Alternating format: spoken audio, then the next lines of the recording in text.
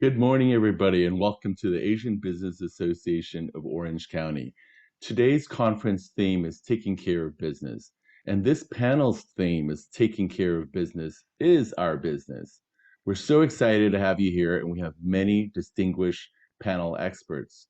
But before we introduce them, can I take a moment to introduce myself? My name is Tom Wynn. I am Senior Partner of Wynn Corp Solutions. We're a management consulting light and staffing plus company. Now that's my day job. I also am a volunteer board of director for Asian Business Association Orange County, past president and current board of director. Let's get started with the panel. Absolutely. Good morning. I am Vaughn Williams III with SoCal Gas Supplier Diversity. I'm a project manager with the company. I've been with the company for about 15 years now.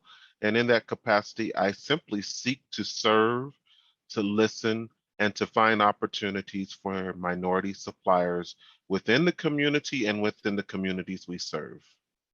First of all, I'd like to thank the Asian Business Association of Orange County for the invitation to participate in BizCon.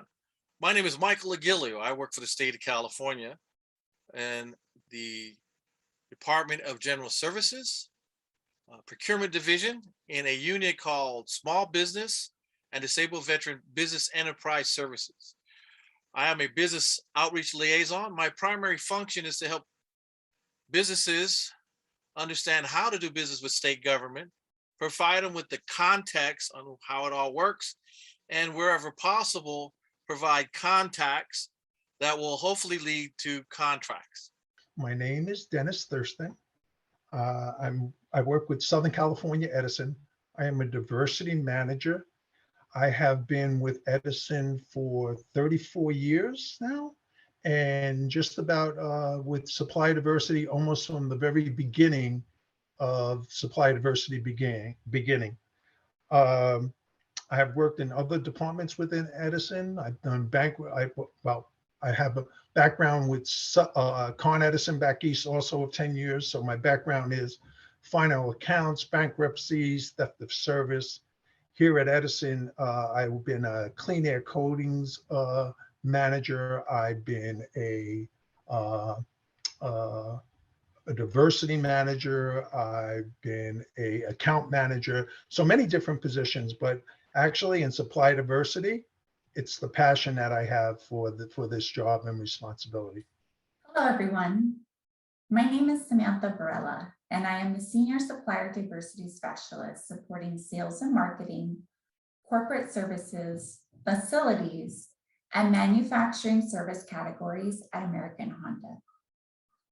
I joined Honda in 2008, and in 2016, I accepted the opportunity to co-develop and launch onto Supplier Diversity Department, where I currently lead all indirect corporate supplier diversity work.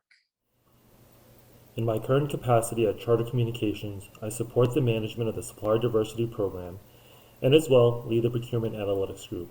I'm fairly new to Charter and have been with the company for less than a year. Previously, I led procurement for a mid-sized global consumer products company that focused on better-for-you products. My background has been in procurement and logistics for both large CPGs like Procter & Gamble to small startups like Kind Snacks. Thank you all very much for your introductions. Now let's go ahead and dive into the first question. I think it's safe to say we can all agree that the year 2020 and year 2021 was and is currently a very interesting time. So upon reflecting in the past and the present, let's ask the panelists what they have learned in the last 1.5 years. Well, what I've learned is that, I learned a lot of things, as a matter of fact. One of the key things that when it comes to businesses and how to do business, the marketplace has changed. And because of that change, from an in-person transaction, in-person learning per se, to more a virtual platform.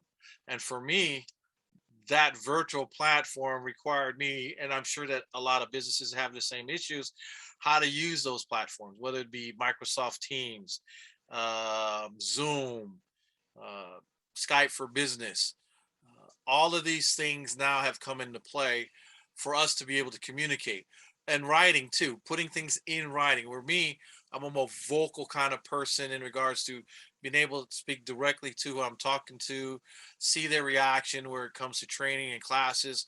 So it took a little bit of time for me to adapt to this new virtual reality that we all have and share. Moving forward, I'll learn as we go. It's similar like, we're doing here today is we're having this virtual event.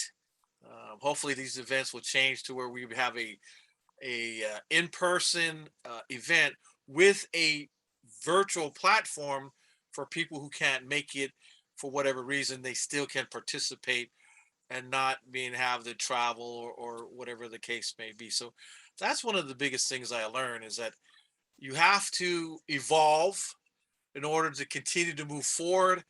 And that's what it happened to me. I had to continue to evolve from an analog kind of person to a more digital reality. So that's what I've learned in a year and a half.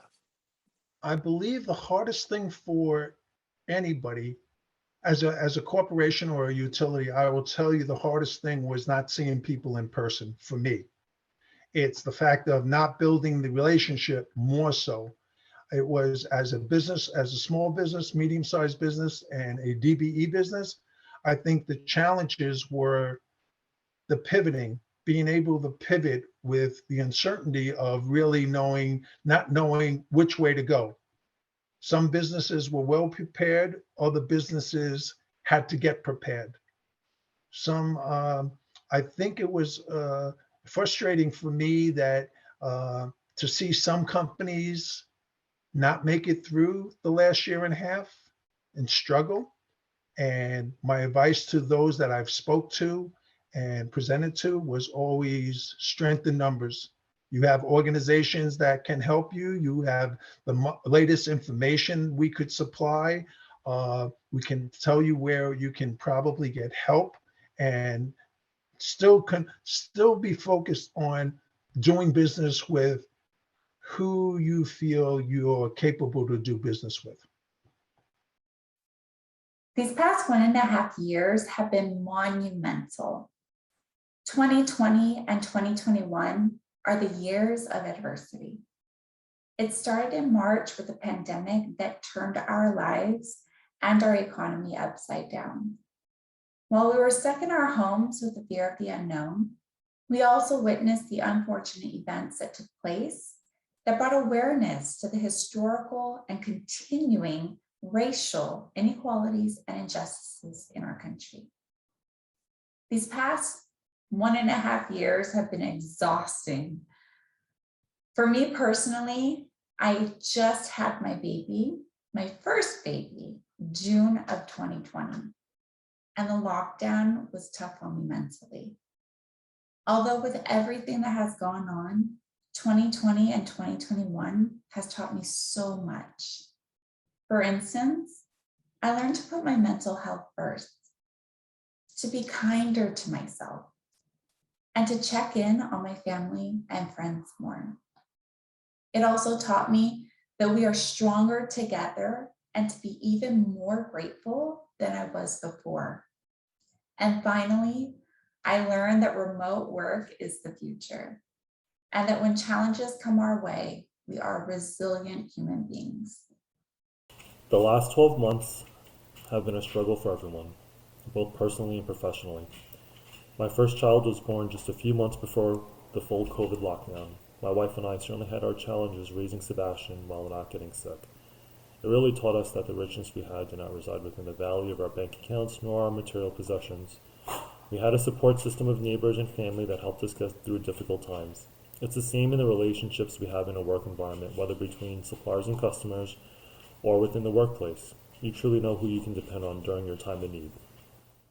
Wow, that's wonderful. It certainly seems that all your enterprises have done a lot for suppliers during the last year and a half or so, and definitely they need it. Okay, shifting on to the next question. What does supplier care mean to you, especially during COVID? So what steps has your enterprise done to take care of suppliers during these times? I think that's a very good question, and it comes from a lot of feelings and trying to help people, even if you're not doing work with my company. I know many of the vendors for many of years, the relationships we build, the opportunities that we present, the technical assistance that we can give. I think overall, it's to the point of just checking in on people, build your relationship, join the membership, the organizations. The ABAOC is a great organization that helps support their members. Really, I've been there since the very beginning with my counterpart on East Slam from Disney. On Saturday classes we used to go ahead and participate in. And I got to tell you, I'm impressed how the organization has grown. I think it's very important to support that we support an organization that supports their members. And it's like I said, it's all about somebody to lean on, somebody to get information from, someone that you can rely on. I think that's the important part. I think there's some organizations that have some struggles over the last year and a half just to survive. Might be a lack of staff. It might be so many other things going on. It's just, I would say it's being able to rely on each other and just checking in on the companies to make sure they're doing okay. Taking a check to make sure that they're stable, or what else you can help them with. And it's not always going to be the contract. It's going to be to make sure they're doing well.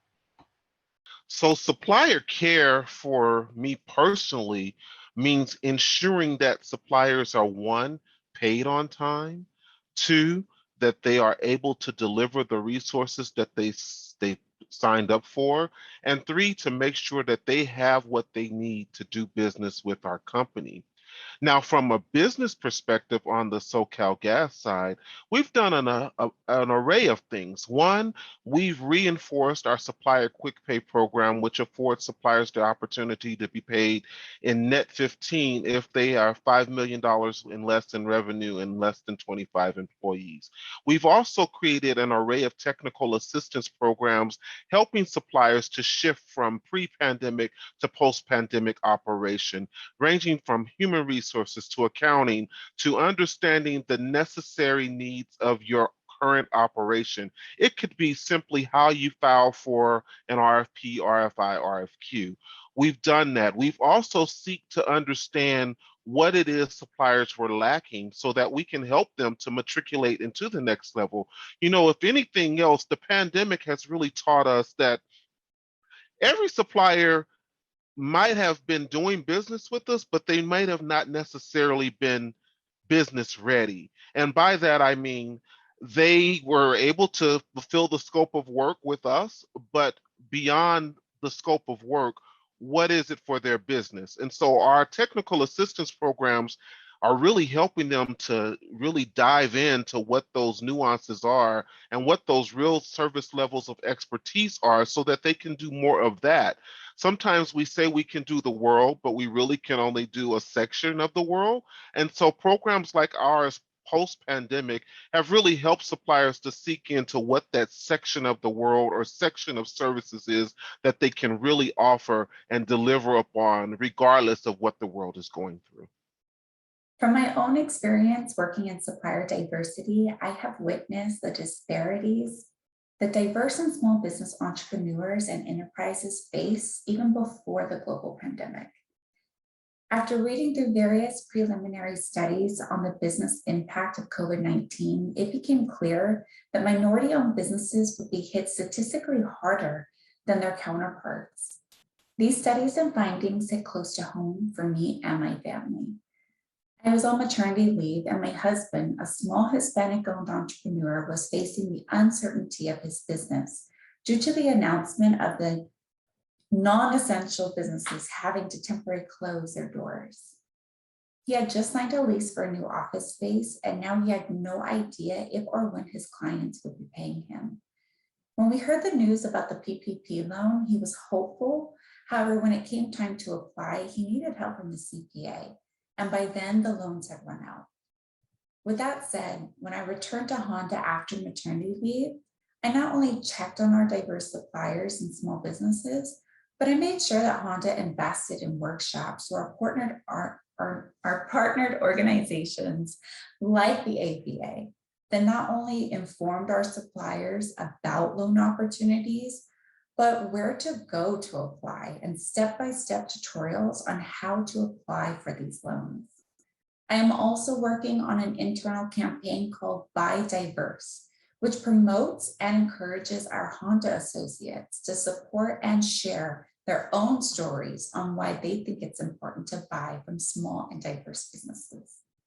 Across 8 states, Spectrum Enterprise has expedited internet access and bandwidth upgrade requests from several universities and colleges that were serving as COVID-19 testing sites, enabling their employees to work remotely or fostering online learning for their students.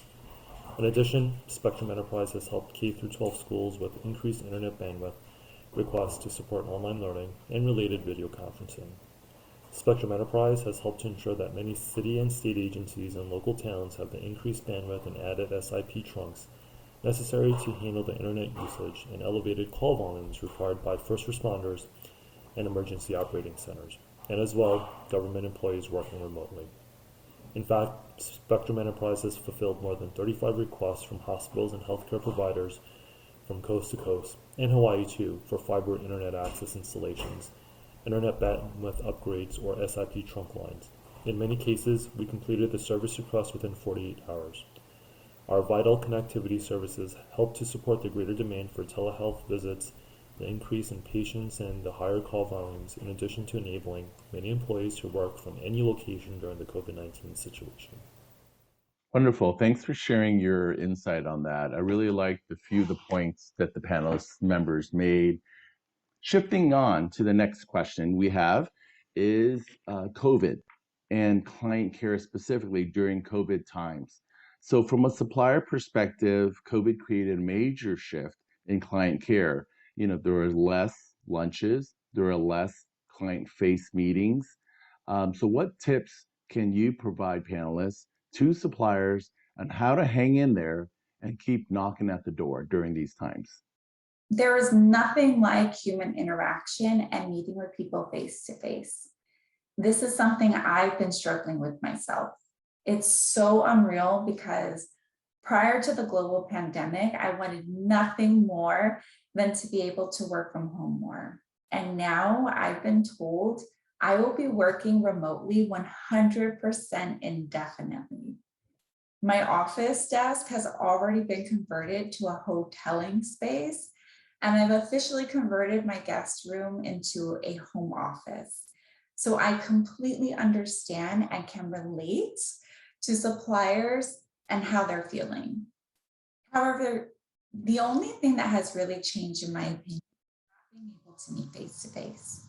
I am still meeting with suppliers, buyers, stakeholders, and our partnered affinity groups and organizations. If anything, I find myself having more meetings than before. Rather than picking up the phone and calling someone, I'm now meeting with them through video conferencing, and I'm able to see them. So my tip for suppliers that might be struggling are these. Make yourself more present. If you want to continue to build a healthy relationship, then I encourage you to ask to schedule check-in meetings with those clients. Every 3 months or 6 months are always good. And then I would say continue to virtually attend networking events such as this one. The more we see you, the more we are going to remember you. Certainly. So this one's near and dear to me because I do believe that the face-to-face experience is what the world is used to. But understanding the shift and understanding what we're currently dealing with, I encourage suppliers, one, to be flexible and nimble in their willingness to shift. I encourage them to not stop following up. Yes, we're in a world of Zoom. Yes, we're in a world of Microsoft Teams and WebExes, but that does not mean that you can't still pick up a phone. You can still send an email. You can still request some quality time, personal mentoring sessions, and you can still continue to modify your marketing tools, create those online marketing campaigns. You can also follow up with individuals like me to say, hey, I'm feeling a little lost here. What can I do or what should I do? The only thing that has changed is the face-to-face experience. As far as the relationship, you really should take this opportunity to lean in more with the relationship. In a digital age, it's quite easy to say, well, it'll be recorded, I'll catch up later. I encourage you to be present. Some people say, well, I can't be, it's online. And I venture to say you can be even more present, because now you're on camera. Your face is literally staring at my face amongst other faces. And so you're really creating essentially a greater network, because it's not just you who's honing in on their business needs. It's 10, 20, 30 other suppliers who are at a conference digitally, and they're saying, well, how do we really do this? How do we make it happen? And I'm here to tell you, it's happening even more. I've actually seen more contracts generated in this digital age than I had before the pandemic. And I think it's primarily because we have an opportunity to really hone in and focus on you, the individual. And we don't have to get in a car and drive anywhere, and we don't have to worry about traffic or missing the time that the event starts or everything. We just click a button and voila, you're there. And so if you're there and I'm there, we're definitely making things happen. And so I think my words of encouragement would simply be to just continue to lean in and use this digital platform to your advantage. Well, my recommendation, at least from the state's point of view, of course, we have Microsoft Bookings where you can come to us and meet and ask questions and see how we can help. But we also partner with what we call resource partners, like the Small Business Administration, SBA, the Small Business Developmental Centers, the SBDCs, the PTACs, otherwise known as Procurement Technical Assistance Centers, and of course their SCORE. All these agencies provide services to businesses, whether it be how to get financing, how to write a business plan, how to submit a bid. All these resource partners are available to the community at no cost. So my recommendation, yeah, it's tough. I mean, COVID had really knocked everybody for a loop. Businesses, it touched a lot of different lives in a whole bunch of different ways. Hopefully, sad to say, some in a negative way. But the fact is, in order to keep moving, as I mentioned forward, you have to adapt. And one of the biggest keys to adaptation is finding people who are willing to help you over that edge. And those partners that I just mentioned are there for you, and that they're at no cost. My recommendation, if you have concerns about how do I find financing and any of the other topics that I mentioned just recently, reach out to them, make an appointment. They're all over the state, and you can find the one that's nearest to you. You can go to, I think it's ptac.org, and they'll list all the ones in the state of California and so on for the other groups that I mentioned. Reach out and do not allow those opportunities to find help. That's really the biggest key. That's what you're asking is, what do I do? I need help. Where do I go get help from?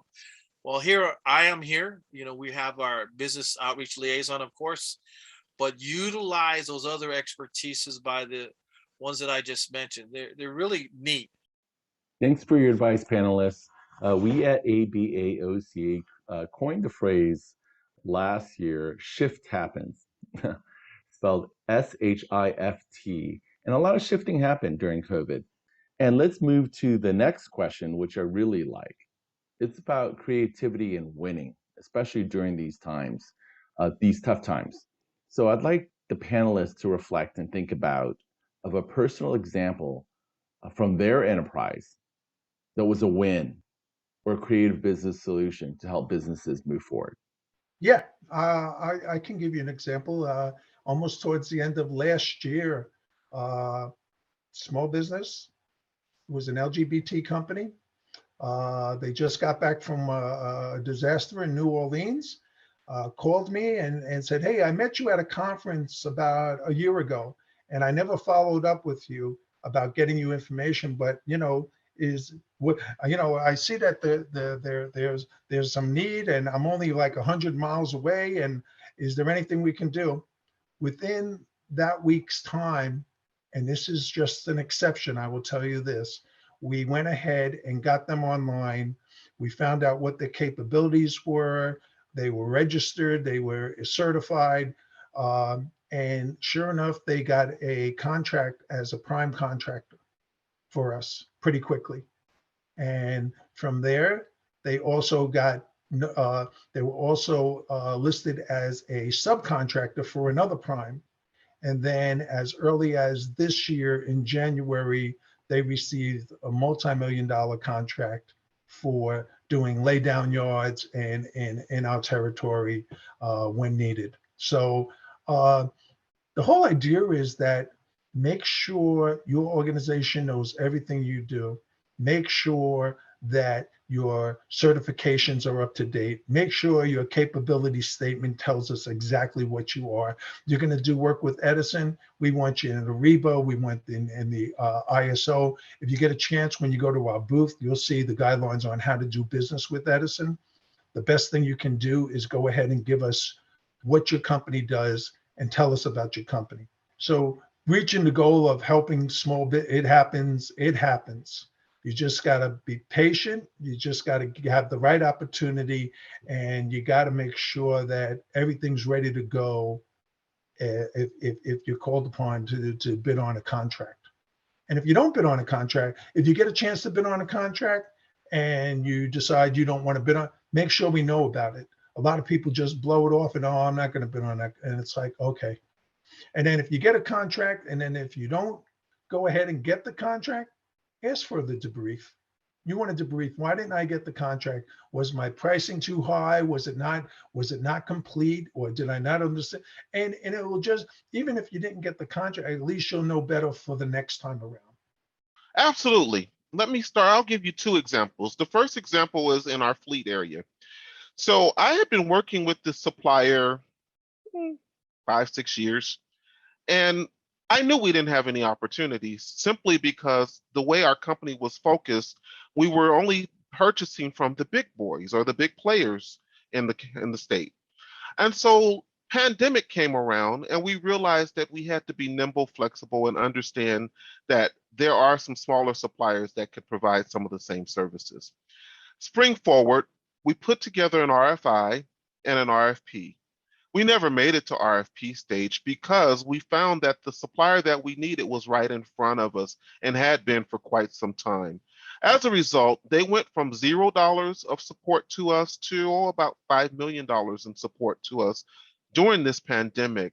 They are now purchasing fleet vehicles for some of our capital projects, and they are also working with us to provide service to those vehicles, and they're providing innovative solutions as to how we can save money, reduce time, and actually literally get the product better, cheaper, and more appetizing to what we're looking for. That's the first example. The second example is that in our construction services area. Oftentimes when you think of SoCalGas, you think of these humongous RFPs that's going to take you a year to get through and whatnot. And you probably figure, I don't have the money to sustain anyway, so I'm just not going to bid. We got together with some of the business units and we put together some pilot programs. And within those pilot programs, several suppliers have been granted an opportunity to showcase their expertise and their skills and get paid for it in the form of pilot contracts. Those pilot contracts, for some of them, actually turned into actual full blast contracts worth, in some cases, $1 million, in some cases, multiple millions of dollars.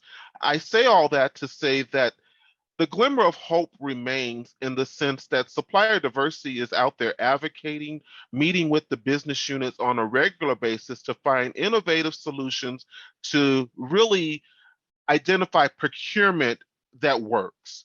And procurement that works doesn't always mean going to these huge suppliers who will probably charge you more and still sub out to some of the individuals that we're seeking anyway.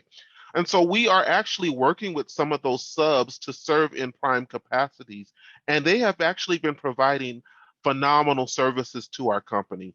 So if I can offer any hope, I would simply say that the power of being present still exists, because with the power of being present, those opportunities are available to you. And out of sight really is out of mind. So stay in front of us no matter what you do. Well, one of the things that the state is doing, we just launched a emergency register for those businesses who can provide emergency services to the state of California. We seek that you try to register your business in that area. It's meant actually for businesses who can, answer the phone 24/7. That's why they call it an emergency, right? And provide the services in these categories. I will provide that email address for all of you who are interested, or you can reach out to any myself. But that's one of the things that we have that is new to the state. Um, and I think it's a creative business solution to some of our problems that we have as a state agency to provide emergency solutions for, unfortunately, like fire season. And then after fire season, depending where the fire's at, we got flooding. But that's one of the huge, how would I want to put it, creative solutions that we have done to help not only the states, but you businesses out there that can provide services to us. So that's one. We're still working on some other ones. One of the things that we're doing is the state does not have a diversity goal, if you will. We have a small business goal, a disabled veteran business goal, and we're working on trying to develop something new. We had it before. The voters of the state of California voted it out. Now we're just trying to see how we can integrate it back in. So those are new creative business solutions that we're looking at. The other thing that we have is state, as you probably, and if you haven't already guessed it, we're trying to go green in all sorts of areas.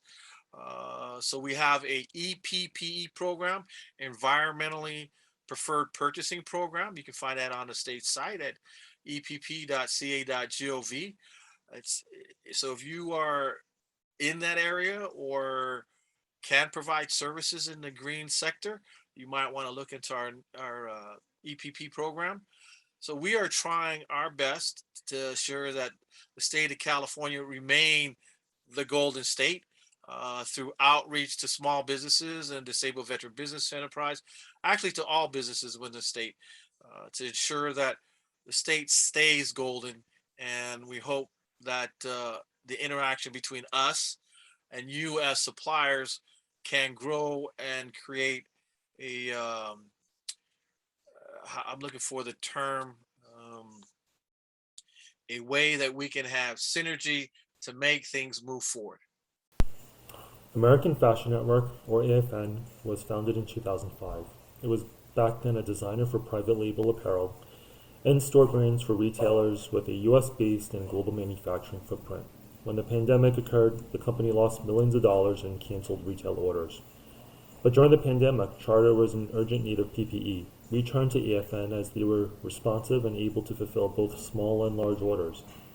While we awarded AFN a multi-million-dollar deal, what we felt was important was that we worked with them and helped them obtain their certification as a women-owned business. With these certifications, AFN launched their corporate apparel and military contracting divisions. Subsequently, AFN was able to win a $46 million contract with the U.S. Marine Corps to design and manufacture 100% American-made physical training uniforms over the next 5 years. Truly remarkable. Great answers. Small businesses, we love wins. Next point even inspires me more than this panelist members have done so far.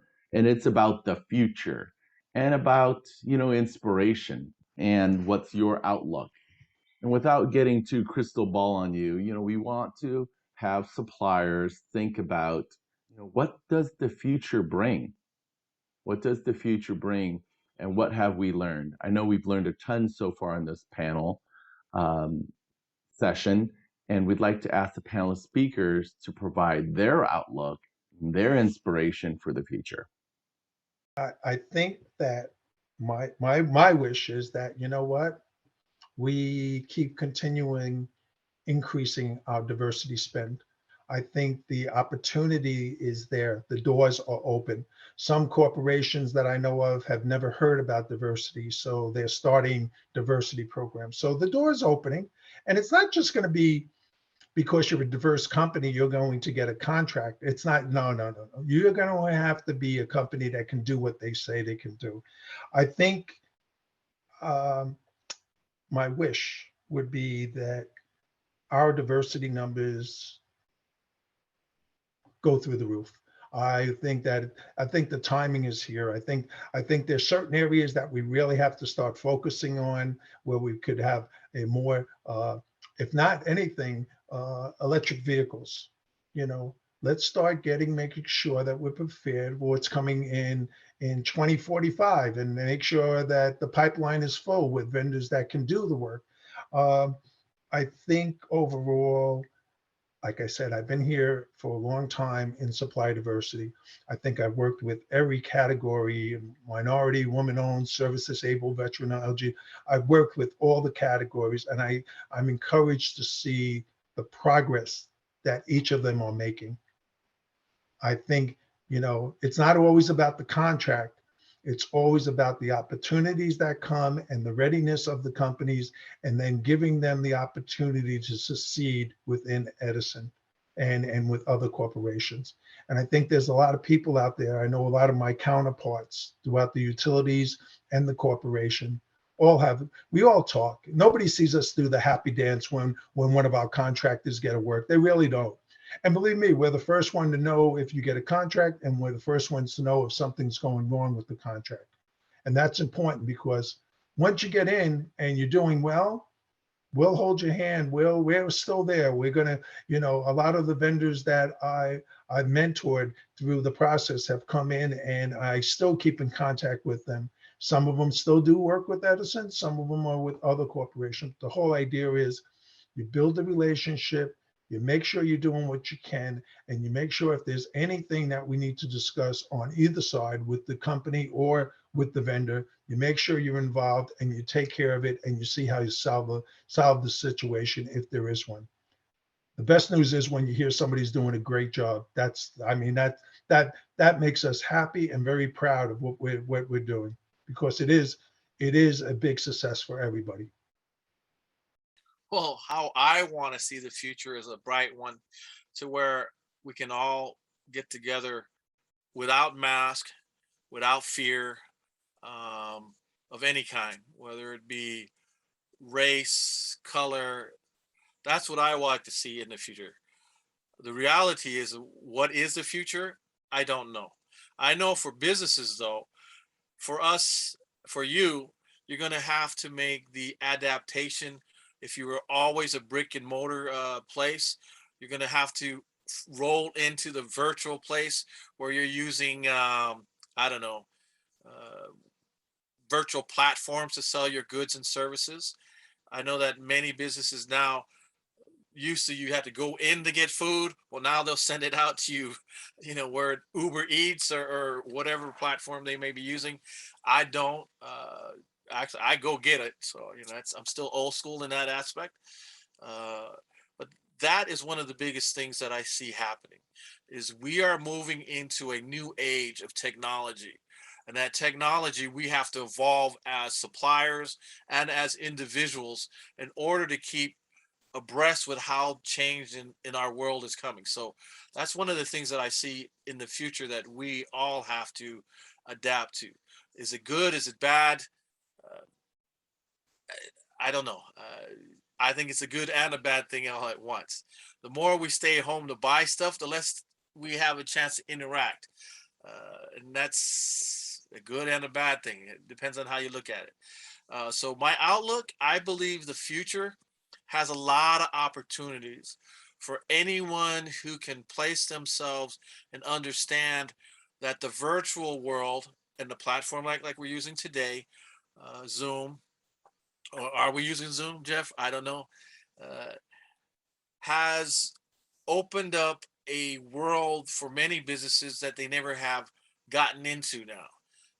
You have a lot of opportunities to provide your services on a platform that has now expanded from just people coming to see you to them coming to see you, but on a different platform, and that's on a virtual one. So you have to create websites, you have to create online content. I think that's what the future holds for many people. Um, for me, as I said very early in this interview, I'm a kind of analog guy. So it has taken me a while to get into that realm of things. I mean, I didn't know what TikTok was until my daughter showed me. So, and now every now and then I might look at it, still don't know understand how to use it. I just look at it. The fact is, though, the future is one that is evolving. And we as individuals and you as businesses has to evolve with that in order to stay relevant. So understand that, look for opportunities. And again, my recommendation is you go out and find online trainings that are available to you. Realizing that if you use your small business administration, the SBDCs, the PTACs, the scores, they have a lot of training that is at no cost. So you don't have to buy or spend a whole bunch of money to get some of these things. And then you got organizations like the Asian Business Association of Orange County that are providing you opportunities to come to events like this. And I'm sure Jeff, who is helping me out today, can actually they have a video content, I'm sure, that you can actually see all this stuff even after the event is over. So make sure that you understand that computers are here, technology is moving forward, and we have to adapt to all of that if you haven't done it already. The future is bright to me. I'll be quite candid with you. You know, for years, the world operated in a doom and gloom situation, not knowing what the future would really hold. I hate to really try to be a projector of any sort because that's just not what I do. But I do know for a fact within my gut and within the work that I do that all's not lost. You know, supplier diversity has more of a presence today than it had 5 years ago. CEOs within companies are looking at supplier diversity to bring the next best thing to their companies. They're looking at us to identify minority suppliers who can drive not only innovation and solutions to projects, but they're looking at us to continue to tell the story of transformation, to build economic wealth, and to identify suppliers that have that niche or that ability to grow and thrive. The future for me is this: small suppliers who've been on the back burner for so many years, it's your time. It's your season. Hone in on it. Hone in on your ability to cultivate new ideas. Hone in on your skills that will drive the innovation that companies need.